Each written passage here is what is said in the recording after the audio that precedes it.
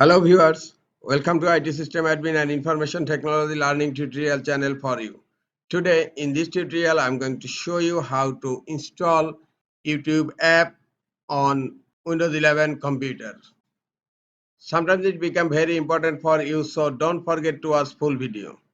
To install YouTube app on Windows 11 computer, go to your Google Chrome browser and browse youtube.com, and then on upper right corner you will find a three dot icon to show more. Click on three dot icon and here you will find an option save and share.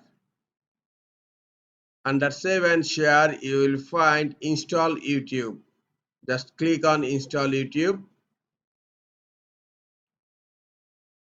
Now a pop-up window will be opened and here click on install button. Now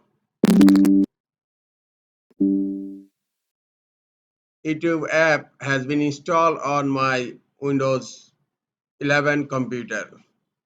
Now you can pin your YouTube app on taskbar. So click on yes here to pin to taskbar. Now YouTube app has been installed and you will find a desktop icon and also you will find YouTube app on your taskbar.